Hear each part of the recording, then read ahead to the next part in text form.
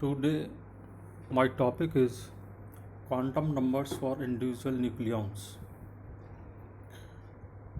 इस टॉपिक के बारे में डिस्कस करने से पहले मैं यह बताना चाहूँगा कि न्यूक्लियस के बारे में जो हम डिस्कस करेंगे आगे के टॉपिक्स में, तो उस न्यूक्लियस के बारे में जानने से पहले हमें यह जानना ज़रूरी है कि क्वांटम नंबर्स क्या होते हैं। तो ये टॉपिक जो है quantum numbers for individual nucleons, जैसा हम जानते हैं कि किसी भी न्यूक्लियस में बहुत सारे न्यूक्लियॉन्स होते हैं और न्यूक्लियॉन एक एंटिटी है। ये एंटिटी जो किसी वेव फंक्शन के द्वारा बताई जा सकती है। Each nucleon is characterised by a particular wave function and wave function is related to the Schrodinger equation, and the solution of Schrodinger equations is given by quantum numbers. So basically these quantum numbers describes a nucleon. So let us discuss one by one what are the quantum numbers which can describe a nucleon in a particular case. पहला quantum number है principal quantum number. ये जो quantum number हैं ये उसी तरह के quantum number हैं जैसे हम एटम के लिए डिस्कस करते हैं। वहाँ एटम एक एंटिटी है, एक सिस्टम है जो क्वांटम नंबर्स के द्वारा या वेव फंक्शन के द्वारा डिस्क्राइब होता है। यहाँ पर हमारा जो कंसर्न है वो जो सिस्टम है वो है न्यूक्लियॉन। तो जो भी क्वांटम नंबर या जो भी बात हम डिस्कस करेंगे वो स्पेसिफिकली न्यूक्लियॉन और न्यूक्लियस के लिए ही होगी। पहला क्वांटम नंबर है प्रिंसिपल क्वांटम नंबर, जो स्मॉल एन लेटर से डिनोट होता है और इसकी it will have always positive integral values, से 1 2 3 and so on. Second quantum number is the orbital quantum number, which is denoted by small l. It can take on positive integral values starting from 0 up to n minus 1, where n is, as we know, the principal quantum number.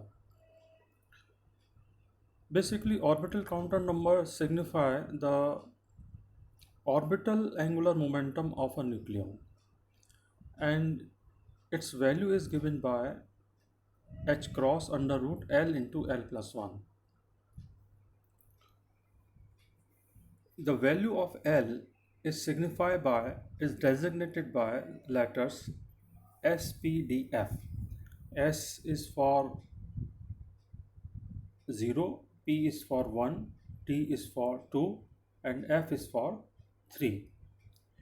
If we put a nucleon or a nucleus in particular in a magnetic field, then this quantum number, or I should say orbital angular momentum, this vector splits into number of components.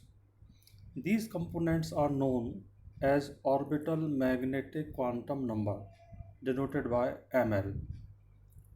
So the possible values are starting from L plus L to minus L.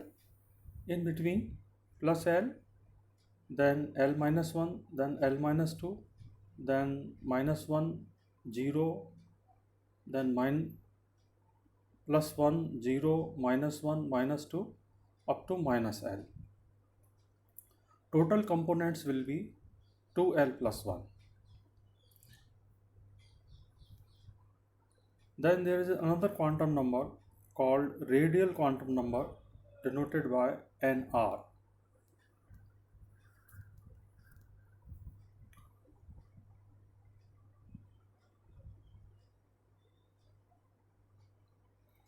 Next is the magnetic spin quantum number. It is denoted by small s.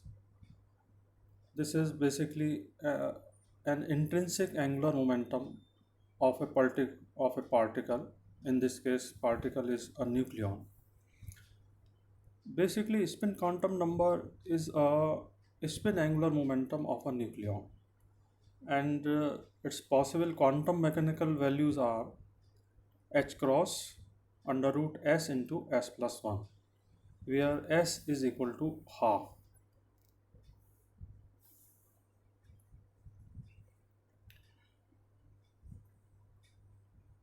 Then if we put a nucleus into a magnetic field, then this vector, that is spin angular momentum, will split into number of components, and these components are known as magnetic spin quantum number, that is ms. Total possible values are 2s plus 1, and the values will be starting from plus s up to minus s minus s. So since we know that s has a value half, so the number of values for a nucleon will be 2, that is plus half, and minus half, or we can say that ms is equal to plus half and ms is equal to minus half for a nucleon.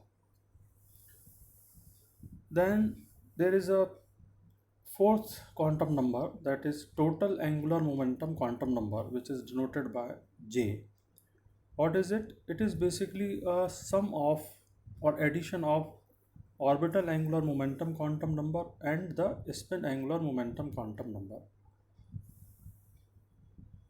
So if we add L plus S, because both of these are vector quantities, so we have to add it vectorially. It will give us the value of J. The quantum mechanical value of J will be h cross under root J into J plus 1. Now if we put a nucleus into a magnetic field, then this vector, that is total angular momentum, will be split into number of components, and these total components will be 2j plus 1. Then there is another quantum number, that is called isospin quantum number, which is denoted by T. Now what is the need of this isospin quantum number?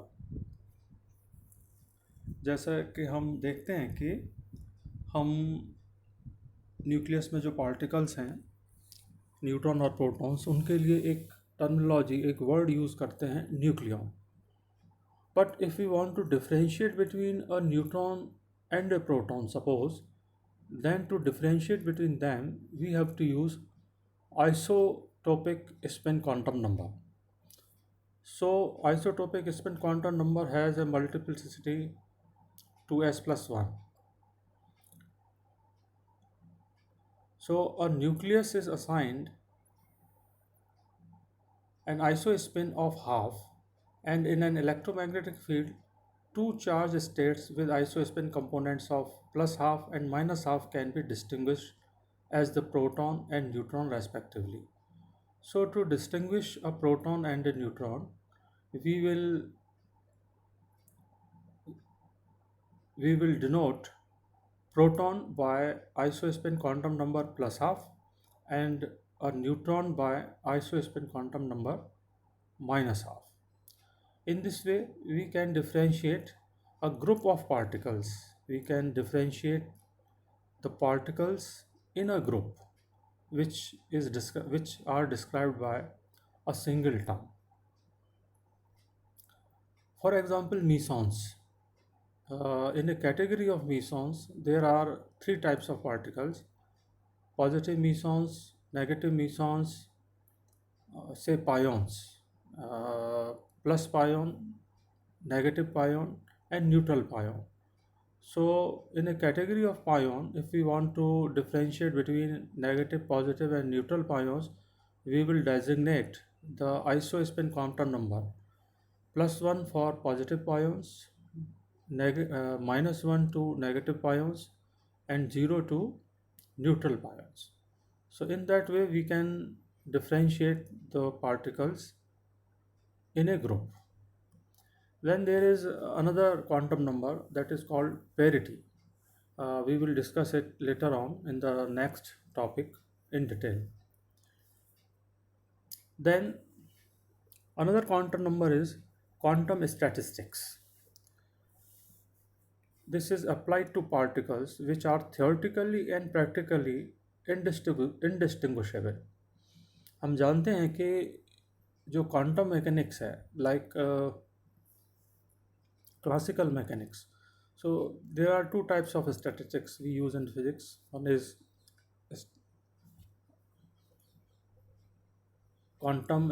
mechanics and classical mechanics. Quantum mechanics is related to quantum statistics. Quantum mechanics or quantum statistics is basically applied to particles which are theoretically and practically indistinguishable. For example,